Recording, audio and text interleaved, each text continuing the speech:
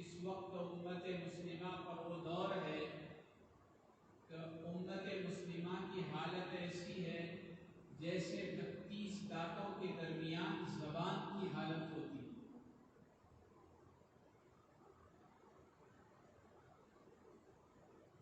دنیا کے باطل طاقتوں نے اپنی تن من دھن کی کوششیں اور اپنی زندگی کا نصب العین اسلام اور مسلمانوں کو مٹھانے کے لیے طے کر دیا ہے۔ ان حالات میں ایک طرف مسلمانوں کے اوپر یہ حالات کو دیکھا جائے، دوسری طرف احادیث مبارکہ اور کلام اللہ کا مطالعہ کیا جائے تو ہمیں یہ سمجھ میں آتا ہے کہ مسلمانوں کو نا امید نہیں ہونا چاہیے، اللہ کی ذات کے ساتھ امید وابستہ رکھنا چاہیے۔ اللہ تعالیٰ نے امت محمدیہ کی، ملت اسلامیہ کی ایسے حالات میں مدد کی ہے کہ جن حالات کے اندر کوئی بھی عقل مند آدمی کامیابی کا تصور کر ہی نہیں سکتا۔ ایسے واقعات قرآن کریم نے بیان کیے کہ جن واقعات کو سننے کے بعد ایسا لگتا ہے کہ اس وقت میں ان حالات میں مسلمانوں کی کامیابی ظاہری اسباب کے اعتبار سے ہو ہی نہیں سکتی تھی۔ آپ اٹھا کر دیکھیں نبی کریم صلی اللہ علیہ وسلم کی مقدس زندگی کا وہ حیرت انگیز کارنامہ، واقعہ، معرکہ جس کو غزوہ بدر کہتے ہیں۔ آپ قرآن کریم اٹھا کر کے اس غزوہ بدر کے پس منظر کو پڑھیے، آپ کو ایسا لگے گا ایک طرف تو بے سر و سامان کی انتہا ہے، دوسری طرف دشمن کے ہاتھوں میں وہ تمام اسباب موجود ہیں کہ جن اسباب سے کامیابی حاصل کی جا سکتی ہے۔ غزوہ احزاب کو اٹھا کر دیکھیے، ایک طرف تمام دنیا کی باطل اقوام اکٹھی ہو کر کے آئی ہوئی ہیں اور یہاں حضرات صحابہ کا عالم بے سر و سامانی کا عالم ہے۔ قرآن اس کا نقشہ کھینچتا ہے، قرآن کہتا ہے کہ ہم نے ایسی ہوائیں چلائی کہ جن ہواؤں کی وجہ سے سامنے آنے والے جتنے دشمن قومیں تھی متحد ہو کر آئی تھی، ان کی چوبیں اکھیڑ دی گئی، ان کے پیروں کو اکھیڑ دیا گیا۔ قرآن نے بدر کے سلسلے میں کیا کہا کہ تم بے سر و سامانی کے عالم میں تھے، اللہ نے کیسی کامیابی دی۔ غزوہ خندق کو اٹھائیے، اللہ تعالیٰ نے کیسی کامیابی دی۔ ایک طرف امت مسلمہ کی حالات اور بے سر و سامانی کا عالم یہ تھا کہ چند معدود ہتھیار ہیں ان کے پاس، نہ کوئی آلات ہیں، نہ کوئی ایسے اسباب ہیں۔ اسباب کی دنیا میں جا کر اگر دیکھا جائے تو کامیابی ناممکن ہو، لیکن اللہ تعالیٰ نے کیسی فتح اور کامیابی سے سرفراز کیا، دنیا کے تاریخ کے اوراق اس کامیابی کو بھلا نہیں سکتے۔ آج ہم اپنے حالات کا جائزہ لیں، کیا ہماری بھی ایسی بے سر و سامانی ہے؟ نہیں، ہمارے پاس آلات ہیں، اسباب ہیں، ہمارے پاس مال دولت کی باغ دوڑ ہے، اس کے باوجود آج ہم دنیا کے نقشے کے اندر اگر سب سے زیادہ ذلیل ہیں تو مسلمان ہیں۔ آخر اس کی کیا وجہ ہے؟ آخر ان حالات میں اللہ کی مدد کیوں نہیں آئی؟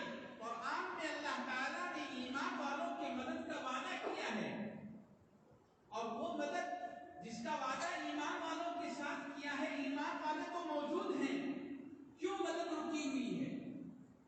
مدد کیوں نہیں آ رہی؟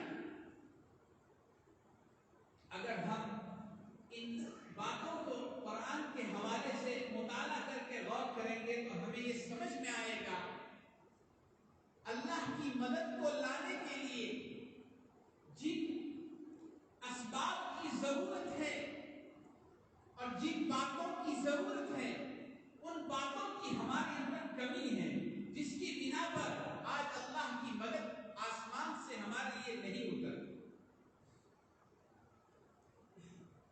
میں ایک تاریخ کا واقعہ آپ کو سنا کر کے پھر قرآن کریم کے حوالے سے وہ شرائط بتاؤں گا، مکمل شرائط قرآن کے حوالے سے بتاؤں گا کہ جو شرائط جس قوم میں پائے گئے تو اللہ کی نصرت فوراً اتر گئی۔ تو اللہ کی نصرت کو دعوت دینے کے لیے جن شرائط کی ضرورت ہے وہ قرآن کے حوالے سے میں آپ کے سامنے اللہ نے توفیق دی تو اس مختصر سے وقت میں پیش کروں گا۔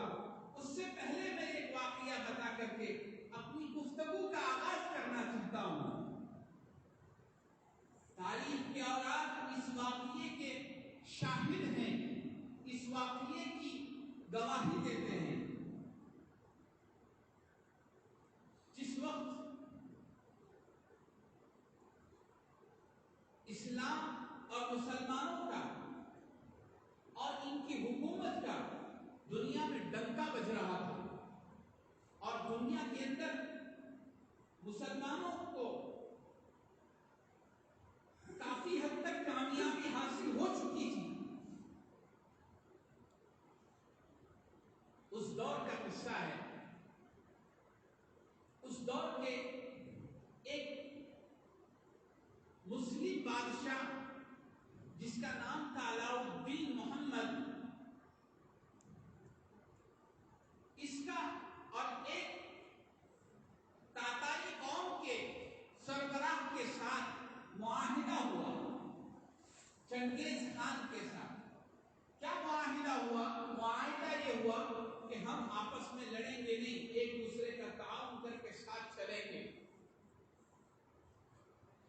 اس نے اتفاق کہ کچھ خبر دینے والوں نے علاء الدین محمد کو چنگیز خان کے آنے والے قاصدوں کے سلسلے میں غلط خبر دی، جس کی وجہ سے علاء الدین محمد نے چنگیز خان کے ان قاصدوں کو قتل کا حکم نافذ کیا اور انہیں قتل کر دیا گیا۔ جب انہیں قتل کیا گیا تو یہ چنگیز خان اور تاتاری قوم نے اس کا انتقام لینے کے لیے مسلمانوں کے اوپر حملہ آور ہوئے اور مسلمانوں کا مقابلہ کرنے کے لیے نکل گئے۔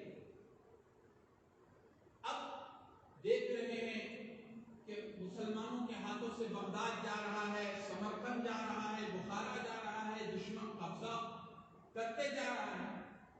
اسی دوران ایک مرتبہ انہی کے بادشاہوں میں سے ایک بادشاہ، دشمنوں کے بادشاہوں میں سے ایک بادشاہ ہلاکو خان کی بیٹی ایک مرتبہ اپنے کامیابی کے دور میں جس علاقے کو فتح کر چکے تھے وہاں کا یہ رات میں سیر کر رہی تھی اور چکر لگا رہی تھی، گشت کر رہی تھی۔ دیکھا کہ ایک عالم آدمی جس کے پاس چند لوگ بیٹھے ہوئے ہیں کچھ کہہ رہے ہیں، وہ سن رہے ہیں۔ تو یہ ہلاکو خان کی بیٹی اس کے پاس گئی اور اس ملا سے کہا، آپ کا ایمان اللہ کی ذات پر ہے؟ کہا کہ ہاں بالکل ہے۔ کہا کہ کیسا ہے؟ کہا کہ اللہ کی ذات پر ہمارا ایمان کامل ہے۔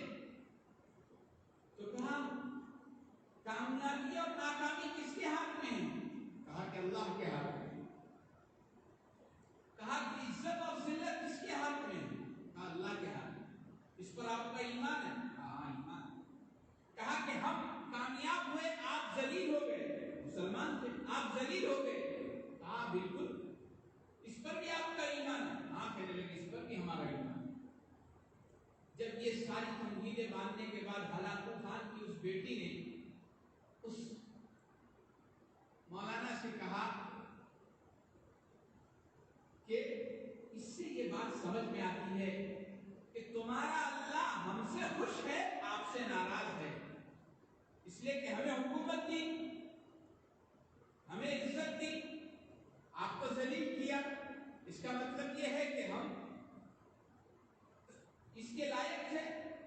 تو ابھی کہا تھا کہ عزت ذلت حکومت سب اللہ کے ہاتھ میں ہے، تو اس نے جواب دیا کہ نہیں،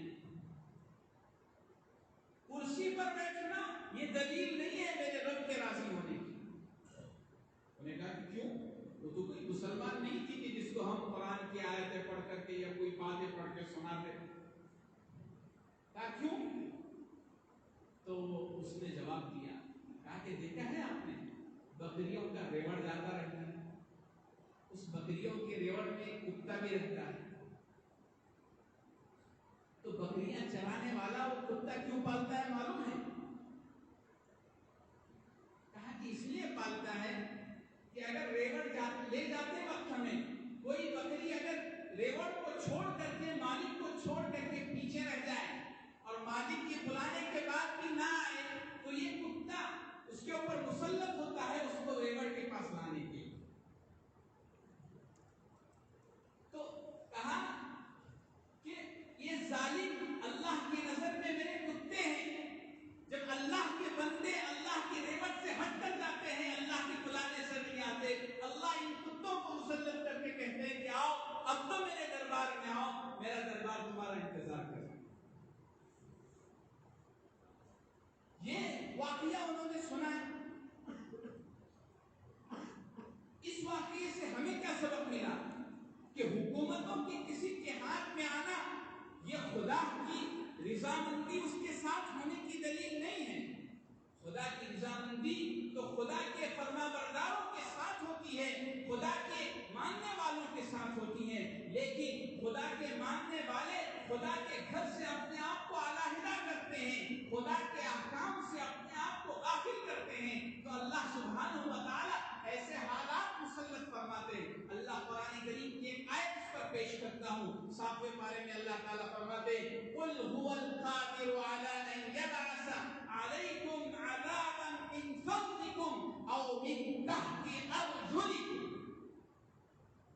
آیت آگے ہے، میں درمیانی اتنی آیت پڑھ لی ہے، شروع سے آگے اللہ تعالیٰ فرماتے ہیں اللہ اس بات پر قادر ہے کہ وہ اوپر سے بھی تمہیں عذاب دے پکڑے، تمہیں اپنے عذاب کا شکار بنائے، اور تمہارے پیروں کے نیچے سے بھی تمہیں عذاب دینے پر قادر ہے۔ مفسرین کی اس آیت کا مطلب بیان کیا ہے، اوپر سے عذاب دینے کا مطلب یہ ایسی موسلادھار بارش برسائے کہ تم ہلاک اور برباد ہو جاؤ، آسمان سے پتھر برسائے کہ تم ہلاک و برباد ہو جاؤ جیسے پچھلی قوموں پر اللہ نے برسائے، وغیرہ ذالک، اس کے علاوہ آسمانی عذاب اور بھی ہو سکتے ہیں۔ دوسرا، نیچے سے عذاب دینے کا مطلب کیا؟ نیچے سے عذاب دینے کا مطلب یہ ہے کہ تمہیں دریا میں غرق کر دے، تمہیں زلزلوں کے ذریعے سے زمین میں ڈھسا دے، وغیرہ ذالک، زمین کے جو بھی عذاب ہو سکتے ہیں، ایک مطلب۔ دوسرا مطلب مفسرین نے یہ بیان کیا ہے، اوپر سے عذاب کا مطلب یہ ہے کہ جب بندے رب کی نافرمانی کرتے ہیں، جب بندوں کا تعلق رب کے ساتھ استوار نہیں ہوتا ہے، تو رب جو ہے بندوں کے اوپر بسنے والے جو احباب ہیں ان کو نیچے رہنے والوں کے لیے ظالم بناتے ہیں، اور اوپر والے جب اللہ کی نافرمانی کرتے ہیں تو نیچے والوں کو اوپر والوں کے لیے عذاب بنا کر کے اللہ مسلط کرتے ہیں۔ اس آیت کا یہی مطلب نکلا کہ آج ہمارے اوپر اگر کوئی ظلم کر رہا ہے تو ہمیں چاہیے کہ ہم اپنے اعمال کو سدھاریں، اس لیے کہ اللہ نے یہ ہمارے اوپر مسلط کیا ہے۔ ہمارا ماتحت اگر ہماری نافرمانی کر رہا ہے تو سمجھ لو کہ ہمارے گناہوں کی نحوست کی وجہ سے یہ ہمارے اوپر مسلط ہوئے ہیں۔